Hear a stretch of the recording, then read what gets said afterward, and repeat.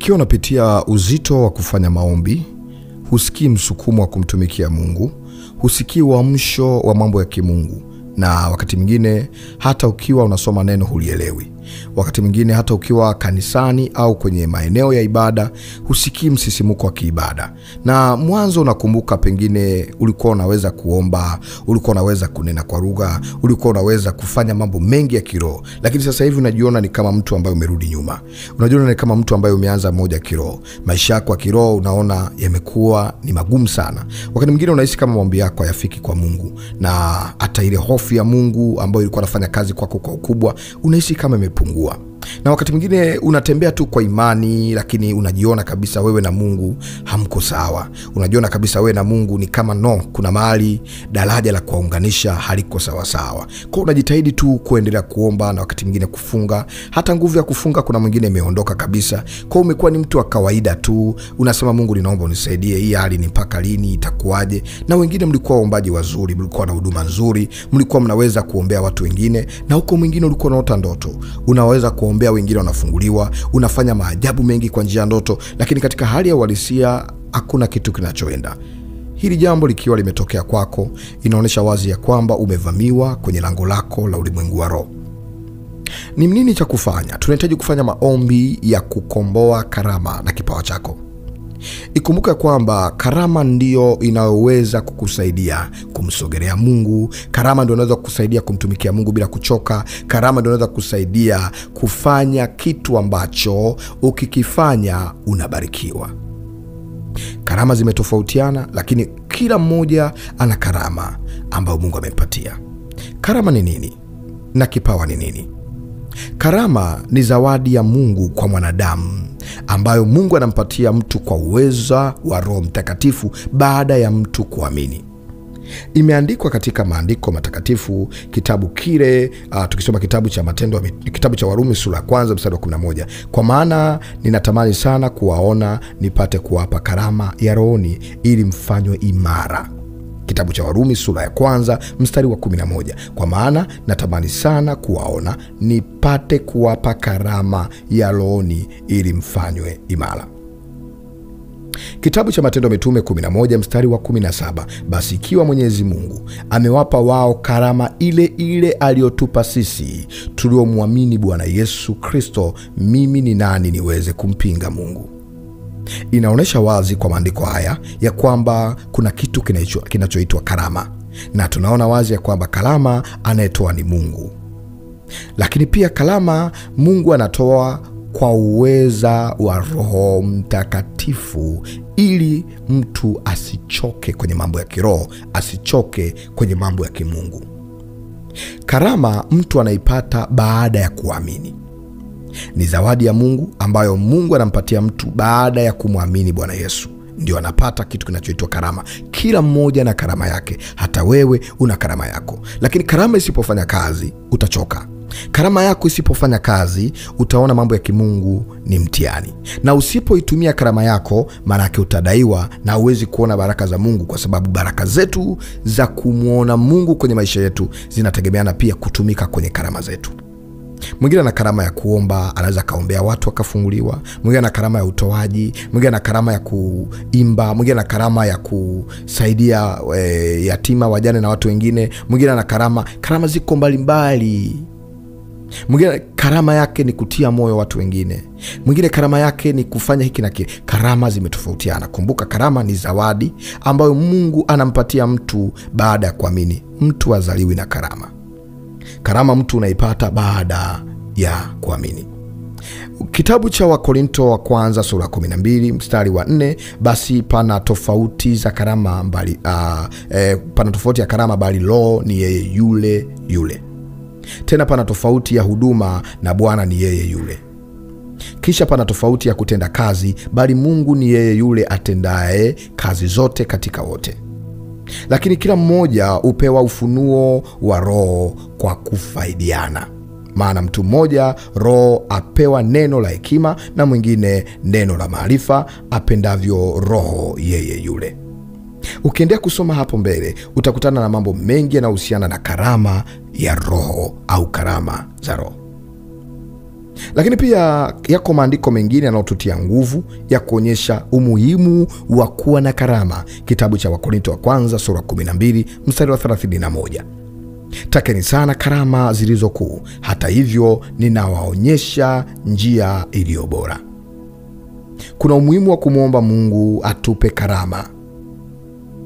Kuna umuhimu wa kutamani kuwa na karama. Kitabu cha Wakorintho wa kwanza 14 mstari wa 12. Vivyo hivyo na ninyi, kwa kuwa mnatamani sana kuwa watu wenye karama za Roho, takeni kwamba mzidi sana kuwa nazo, ili kujijenga au kulijenga kanisa. Karama ni kitu muhimu, na kama unaona karama yako imefifia, imefichwa, imeibiwa, ni muhimu kuikomboa karama yako. Na kama kuna mahali ulimkosea Mungu, ni muhimu kuomba rehema na toba, kisha dai karama yako. Haya yatakuwa ni maombi muhimu ya kudai karama. Katika Biblia kuna kitu kinachoitwa kipawa. Kipawa ni zawadi ya Mungu anayompatia mwanadamu anapozaliwa. Tangu kuzaliwa kuna kitu ambacho Mungu anampatia kila mmoja kwa vile apendavyo yeye Mungu. Kumbuka, karama ni zawadi ambayo Mungu anampatia mtu baada ya kuamini, ili aweze kusimama imara bila kuchoka, kuwa imara kwenye mambo mbalimbali ya kiroho. Ndiyo inakusaidia karama sasa kumpenda Mungu, inakusaidia karama kuwapenda watu wengine, inakusaidia karama kuwa na muamsho wa kutamani mambo ya ibada, kutamani mambo ya kusoma Biblia na mengineyo. Na karama ikiwa ndani yako, karama ina mahusiano makubwa na Roho Mtakatifu. Kwa kuwa Roho Mtakatifu ndiye mwenye karama, basi ni rahisi sana Roho Mtakatifu kukufunulia unaposoma neno la Mungu na kulielewa. Ukikosa karama, maanake umekosa kiunganishi cha kukuunganisha na kukufanya usichoke. Wengi tunaochoka kuomba, tunaoomba mara chache tunasikia tunaishiwa nguvu, ni kwa sababu karama hatujaruhusu kuifanya kazi, na hatujaichochea, na hatujafanya mazoezi ya karama. Kipawa, kama nilivyokuambia, ni zawadi ambayo Mungu anampatia mtu tangu kuzaliwa. Yaani unapozaliwa Mungu anakupatia zawadi hiyo. Kipawa kikitumika ndani ya kanisa kinaitwa kipawa, na kipawa kikitumika nje ya kanisa kinaitwa kipaji. Kama umewahi kusikia kwamba mtu huyu ana kipaji, kipaji ni jambo ambalo Mungu anampatia mtu kama zawadi, lakini analitumia nje ya mpango wa Mungu au nje ya falme au ufalme wa Mungu, kitaitwa kipaji. Na kikiwa kinatumika ndani ya kanisa kitaitwa kipawa.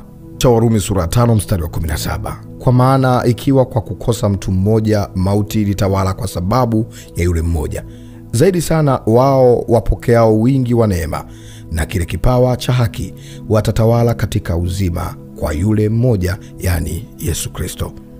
Kumbe kuna namna ambayo Mungu anatambua ndani yetu ameweka kipawa au vipawa, na hivyo vipawa vinaweza kutuletea faida.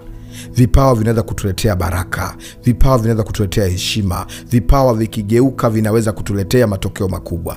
Omba Mungu anyenyue kipawa chako, omba Mungu anyenyue karama yako. Na kama kuna namna adui ametumia karama yako na kipawa chako, au amefifisha karama yako na kipawa chako, havitumiki tena, na kuombea mahali ulipo kwa imani Mungu anyenyue huduma yako sasa. Tunakata malango yote ya giza, yaachie nuru irejee tena kwenye maisha yako katika jina la Yesu. Tuingie sasa kwenye maombi. Nisaidie kuinua mkono wako na muombe Mungu akusaidie, na baada hapo utaweka mkono kwenye moyo wako au kifua chako, ishara kupokea kipawa. Baba, katika jina la Yesu Kristo aliye hai, naomba pamoja na mpendwa huyu ambaye leo amesikia neno kuhusiana na karama na kuhusiana na kipawa na kuhusiana na Roho Mtakatifu alivyo muhimu kwenye maisha yetu ya kiroho, na mwingine anaona kulikuwa kuna uzito umeingia ndani yake, ni kwa sababu karama yake ilikuwa ifanye kazi. Nami naamsha karama yako ndani yako, maana kuna wakati karama inaweza kaingia kwa kuwekewa mikono na kuombewa. Nami naamuru, pokea karama mahali ulipo, pokea karama mahali ulipo. Yule Roho wa Mungu anayekaa ndani yangu, yule Roho wa Mungu anayefanya kazi ndani yangu, aingie ndani yako, aamshe kile Mungu amekuandalia kwa msaada wa Roho Mtakatifu kama vile Mungu apendavyo.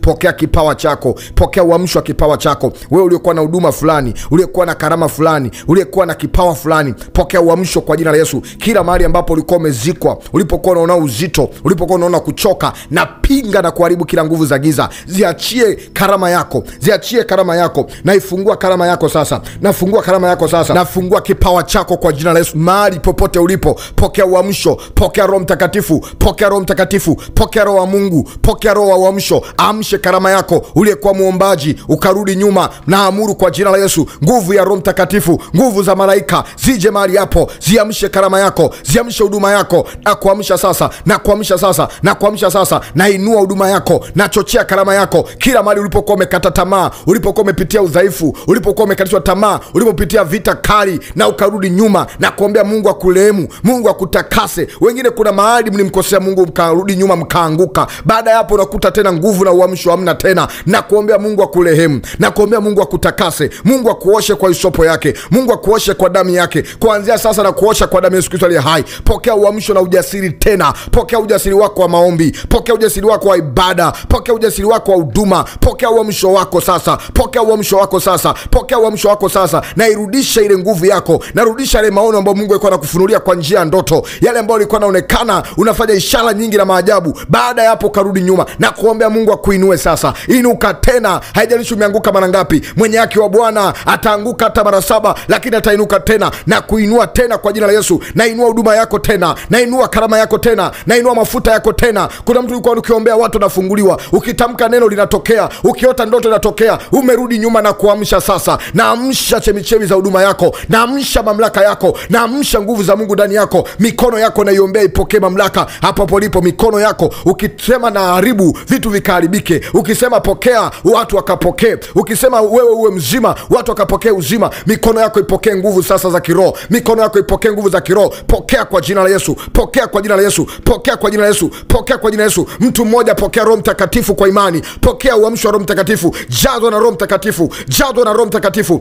jazwa na Roho Mtakatifu, jazwa na Roho Mtakatifu. Jawa na nguvu mpya, jawa na ujasiri mpya. Hiyo nguvu inashuka, hiyo nguvu inashuka, hiyo nguvu inashuka, hiyo nguvu inashuka. Ipokee kwa imani, ipokee kwa imani. Hiyo nguvu inashuka juu yako. Nguvu ya Mungu sasa, nguvu ya Mungu sasa. Kipawa chako sasa, karama yako sasa inaamka sasa. Amshwa sasa, amka usingizi hae, toka kwenye usingizi huo. Nguvu ya Bwana imekujia, nuru ya Bwana imekujia. Pokea, pokea, pokea, pokea, pokea, pokea, pokea, pokea, pokea ujasiri wako, pokea nguvu za Mungu ndani yako. Pokea hiyo neema, pokea hiyo neema, pokea hiyo neema, pokea hiyo neema, pokea hiyo neema. Amshwa kwa jina la Yesu. Na kama kuna nguvu za giza, nimezipinga na kuzikemea, zikuachie kwa jina la Yesu.